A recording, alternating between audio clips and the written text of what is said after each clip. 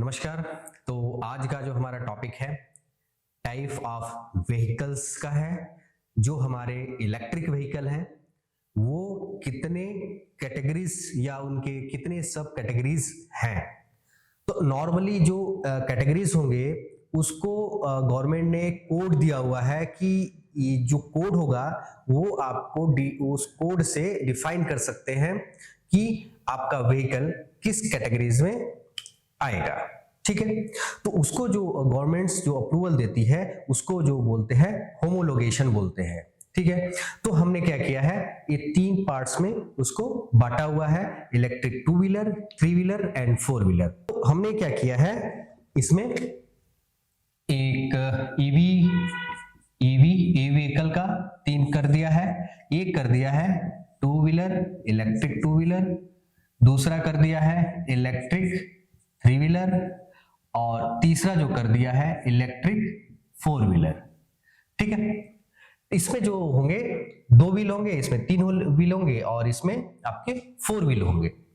अब इसमें क्या है कि इलेक्ट्रिक टू व्हीलर में जो तीन कैटेगरीज होते हैं। ठीक है, तो जो पहला जो कैटेगरी होगा वो लो स्पीड में आता है। लो स्पीड मतलब उसका जो स्पीड की लिमिट होनी चाहिए वो 0 से 25 मतलब 25 से कम होना चाहिए। वो आपके जो बाईसाइकिल आते हैं या छोटे, नॉर्मली हमने चाइना में देखा था कि कुछ जो एम्प्लॉयज होते हैं वो जाते थे तो छोटा सा व्हीकल होता है सिंगल आदमी बैठने के लिए, छोटी बैटरी लगी होती थी, तो वो क्या होगा, वो लो स्पीड कैटेगरीज में आएगा। ठीक है, L2 उसके बाद होता है L1 कैटेगरी। ठीक है, L1 कैटेगरी में 25 किलोमीटर से 70 किलोमीटर पर आवर की स्पीड होनी चाहिए और मोटर की जो कैपेसिटी होगी वो 4 किलोवाट से कम होनी चाहिए। ये L1 कैटेगरीज में आता है। दूसरा जो आएगा L2 कैटेगरी है।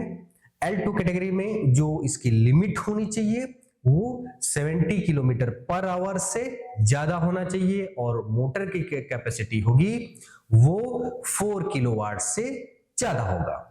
ठीक है, तो ये आपके टू व्हीलर कैटेगरीज में आएंगे। मतलब टू कैटेगरीज में आएंगे कौन कौन सा, लो स्पीड जिसकी 0 से 25 होना चाहिए, L1 कैटेगरी जिसकी स्पीड जो है 25 से 70 के बीच में होना चाहिए और इसकी जो मोटर कैपेसिटी होगी वो 4 किलोवाट से कम होगा। L2 कैटेगरीज में जो आएंगे वो उसकी लिमिट 70 किलोमीटर पर आवर से ज्यादा होना चाहिए और 4 किलोवाट से इसकी कैपेसिटी भी ज्यादा होना चाहिए, मोटर की जो कैपेसिटी होती है। दूसरा जो मेन कैटेगरीज में आते हैं वो इलेक्ट्रिक थ्री व्हीलर में आते हैं। अब इलेक्ट्रिक थ्री व्हीलर में क्या होगा, इसमें भी एक लो स्पीड आता है। लो स्पीड का जो इसकी भी लिमिट होती है लगभग 25 किलोमीटर पर आवर की होती है और जो मोटर की कैपेसिटी होगी वो 2 किलोवाट से कम होना चाहिए। ठीक है, अब इसमें भी दो सब कैटेगरी होते हैं। ठीक है, एक आता है पैसेंजर का। पैसेंजर मतलब ई रिक्शा जिसको बोलते हैं, नॉर्मली आपने यूज किया होगा दिल्ली या कुछ सिटी में मैक्सिमम बहुत ज्यादा चलता है। ठीक है, तो वो उस कैटेगरी में आएंगे आपके जो पैसेंजर ई रिक्शा होगा उस कैटेगरी में आएंगे लो स्पीड में। दूसरा इसी में जो आएंगे दूसरे आएंगे वो गुड्स कैरियर, इसको ई कार्ट व्हीकल बोलते हैं, इस लो स्पीड कैटेगरी में आएगा। उसके बाद अब आता है थ्री व्हीलर में L5, दूसरा जो होता है L5 कैटेगरी आता है। ठीक है, L5 कैटेगरी का क्या होता है कि जो इसकी स्पीड होनी चाहिए 25 किलोमीटर से ऊपर होना चाहिए, मतलब 25 किलोमीटर की जो स्पीड होगी उससे ज्यादा होना चाहिए और इसकी कैपेसिटी 2 किलोवाट से ज्यादा होगा। ठीक है, अब इसमें दो सब कैटेगरी होते हैं। ठीक है, एक होगा पैसेंजर। ठीक है, एक पैसेंजर होगा, उसका जो कोड होगा L5M होगा, L5M होगा। दूसरा इसमें ही जो सब कैटेगरीज में आएंगे गुड्स कैरियर में L5N होगा। ठीक है, L5N होगा। ठीक है, अब जो है इलेक्ट्रिक थ्री व्हीलर का हमारा कंप्लीट हो गया। अब तीसरा जो मेन कैटेगरीज में आते हैं इलेक्ट्रिक फोर व्हीलर। अब इलेक्ट्रिक फोर व्हीलर में दो आएंगे, एक पैसेंजर का आएगा, एक गुड्स आएगा, जिसे मटेरियल आप ट्रांसपोर्ट करते हैं। ठीक है, तो जो पैसेंजर में जो रहेगा उसमें आते हैं आपका जो कोड होगा M1 कैटेगरीज आएगा। M1 कैटेगरीज में क्या होता है कि इसकी जो सीटिंग कैपेसिटी होती है 8 लोगों से ज्यादा नहीं होना चाहिए, लेकिन इसमें ड्राइवर को नहीं जोड़ा गया है, ठीक है।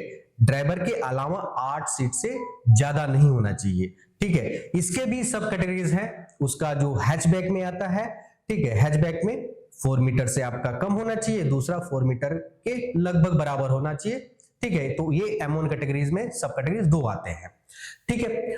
अब L5 में ही जो दूसरा जो कैटेगरीज में आएंगे, पहला जो हमें M1 बता दिया था, दूसरा जो आएगा M2 कैटेगरीज आएगा, ठीक है। M2 कैटेगरी क्या क्या होगा, इसका जो ग्रॉस वेट होना चाहिए 5 टन से ज्यादा नहीं होना चाहिए, और कैपेसिटी होगी, वो जो सीटिंग कैपेसिटी की बात कर रहा हूं मैं, जो कैपेसिटी होगी वो 9 से ज्यादा नहीं होना चाहिए, लेकिन इसको ड्राइवर को छोड़ के, ठीक है, मतलब ड्राइवर को लेंगे तो 10 हो जाएगा, ठीक है। अब तीसरा जो आता है M3 कैटेगरी आता है, इसमें बसेस होते हैं, जो ग्रॉस वेट होता है, व्हीकल का ग्रॉस वेट होता है, जिसको बोलते हैं GVW, ठीक है। ग्रॉस वेट ऑफ व्हीकल का जो कैपेसिटी होनी चाहिए, ये मतलब वेट होना चाहिए 5 टन से ज्यादा होना चाहिए, और इसमें 9 सीट से कैपेसिटी बैठने की 9 सीट से ज्यादा होगा, इसको भी ड्राइवर को जोड़ा नहीं गया है, ठीक है। अब जो चौथा आता है आपके L7M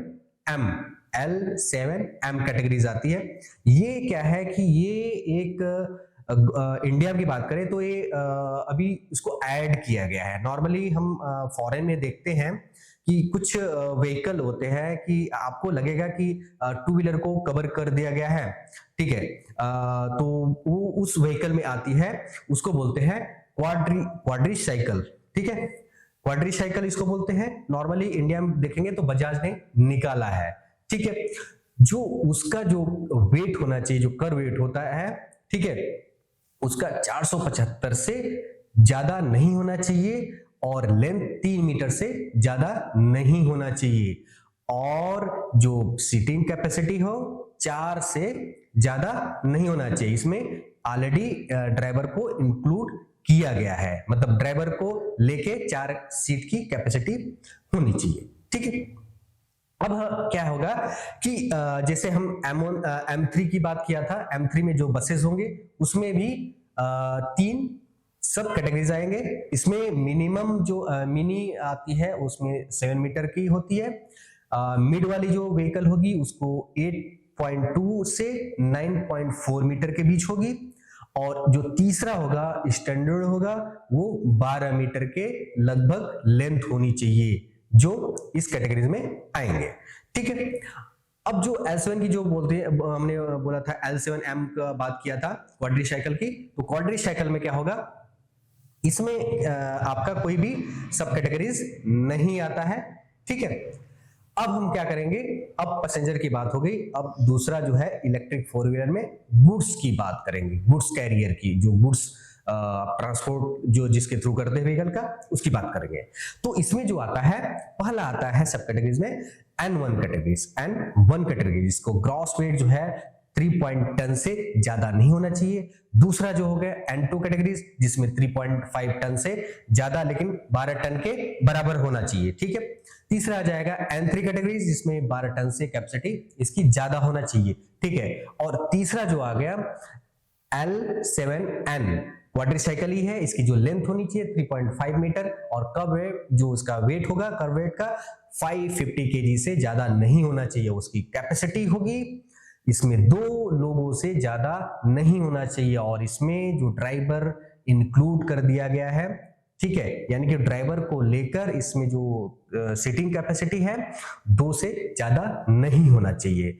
तो आप समझ गए होंगे जो आपके इलेक्ट्रिक व्हीकल हैं, ठीक है, वो किस कैटेगरीज में आएंगे, उसी हिसाब से डिफाइन किया जाता है, उसी हिसाब से गवर्नमेंट जो RTO है उसको सर्टिफिकेशन करती है, जिसको होमोलोगेशन बोलते हैं, ठीक है। तो वो आपका जो व्हीकल होगा उसी हिसाब से डिजाइन किया जाता है।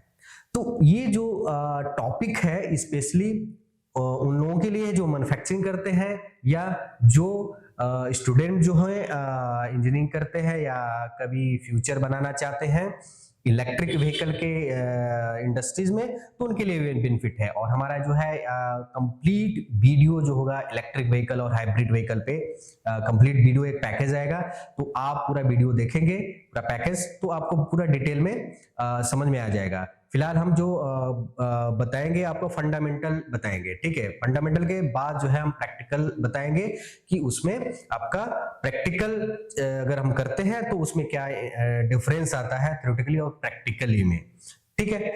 तब तक के लिए नमस्कार, जय हिंद।